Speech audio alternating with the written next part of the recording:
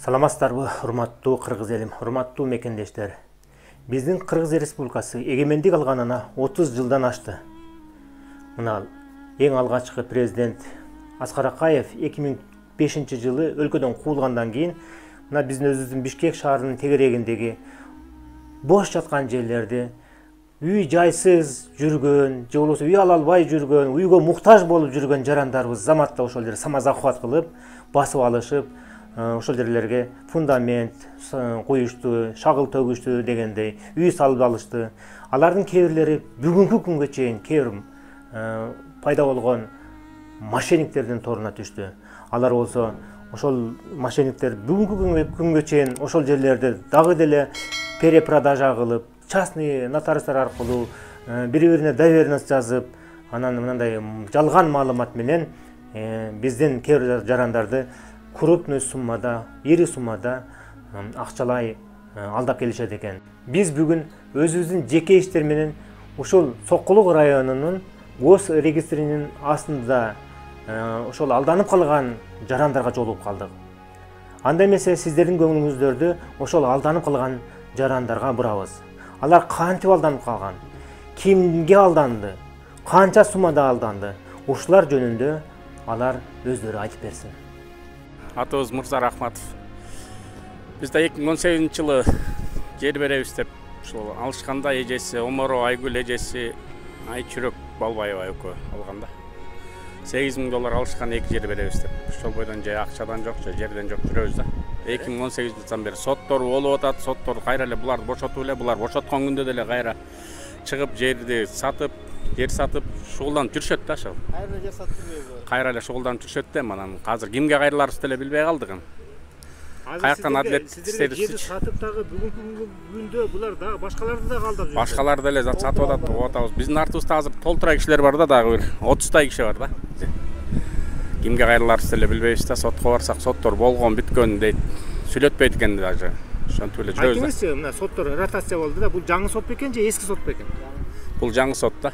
Жаңы соттагы ошол эски мошенниктердин азыр эми бүгүн биринчи процесс болду да, эми экисинде дагы бир процесс болот, ошондого дагы катышабыз да анан. Кандай деп? 2 июнда. 2022 жылдын 2 июнунда болот да. Бүгүн канчанчы? 25 май бүгүн.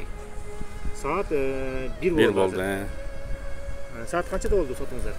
Саат 11-де башталган, 12-де бүтү окшойт. 12-де бүттү. Ошо сиздер аркылуу булардын сүрөтүн таратып, кимдер алданган болсо деп чыгарсак, мунун артынан толтурайт. Адам эрчит да, Бишкектин жарымы чыгып туруш керек да, биз алданганбыз деп. Оморова Айгүл Балбаева Айчүрөк. Эжесиңди да? Сиз канча алдаттыңыз элеңиз? $4,000. Тааныштар аркылуу жер сатат деп угуп, барып жерин көрүп, сүйлөшүп 2018 жылы августта жер алганбыз. Жерди алгандан кийин 1 жылдан кийин ызы чоошто алып чыкты, көрсө бизге чейин ушул адамдар өздөрү эле башка бирөөлөргө сатып, андан кийин алар үй сала электигинен пайдаланып кайра бизге сатып ийген экен да. Экинчи кишигечи бир эле жерди 2 кишиге сатып ийишкен. Сиздин аты жөнүңүз ким? Тентиев Жомарт. Стройка баштаган, фундамент койган, фундамент койгондон кийин анан ошо биринчи сатып алган кишилер менен келип фундамент талкалап жер талаш болуп кетти. Азыр ошол жашадабы?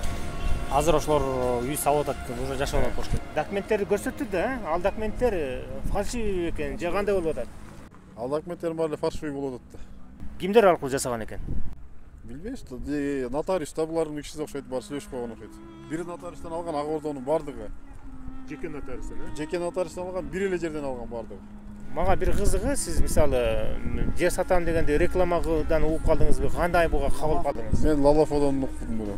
2017-2018ге чейин ошо ак ордодон карап жүрдүм. Сиз каяктан уктуңуз?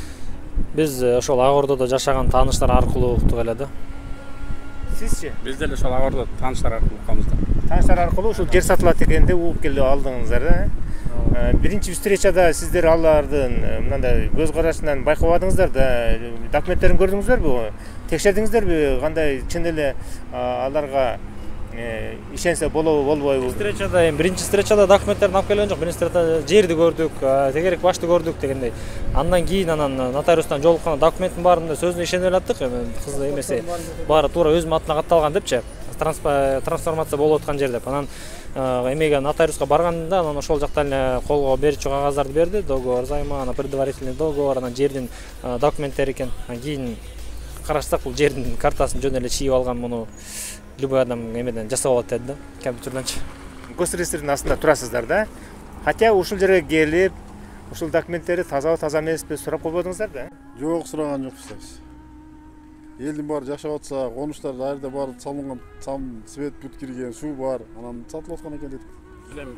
Өкмөттүн мүчөсү да нотариус дегенчи, бизде ошол через нотариус болуп аткандан кийин ишенгенбиз да, негизи нотариус текшериш керек эле да анын баарынчы.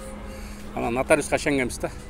Эми нотариус документальный болуп аткандан кийинчи, документальный болуп аткандан кийин. ал государственный нотариус эмес, частный нотариус экен да? Эми частный нотариустун деле өкмөттөн өткөн эмеси бар да, регистрациясы бар да, каттама бар да, ошого ишендик да. Нотариус все-таки баары бир нотариус деген өкмөттүкү да. Булар чоң бир эмени айыл чарбалык жерди, канча бир гектар жерди предварительный договор менен өздөрү алдын ала келишим менен сатып алышат да.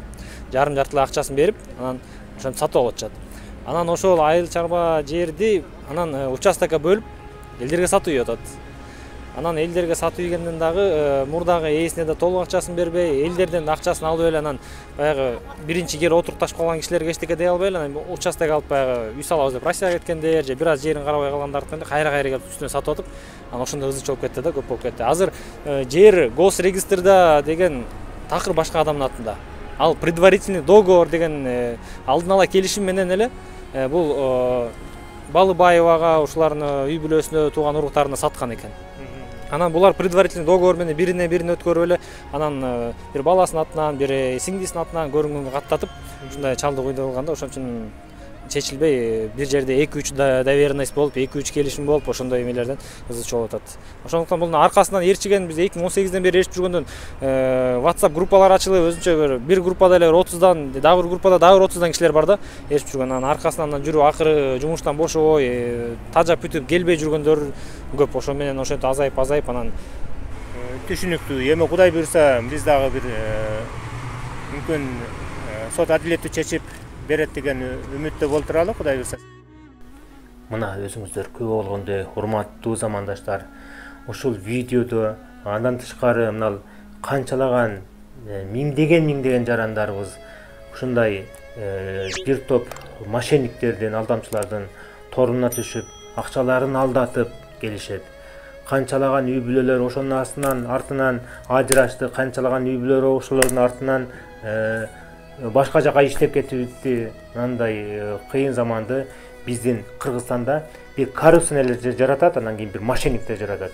Мына ушуларга карата бардыгыбыз күч бирдикте болуп, жапа-тырмак күрөшүшүбүз керек. Мына биздин өзүбүздүн 30 жылдан бери сазга баткан Кыргызстанды президент Садыр Жапаров өз колуна алып иштеп баштады. Мына ошол Садыр Жапаров менен биргеликте коррупцияны биз сиздер менен биргеликте жеңишибиз керек. Андыктан бардыгыбыз ынтымактуу, биримдиктүү болушубуз керек, урматтуу замандаштар, урматтуу мекендештер. Кийинки көрүшкөнгө чейин сак саламатта туруңуздар.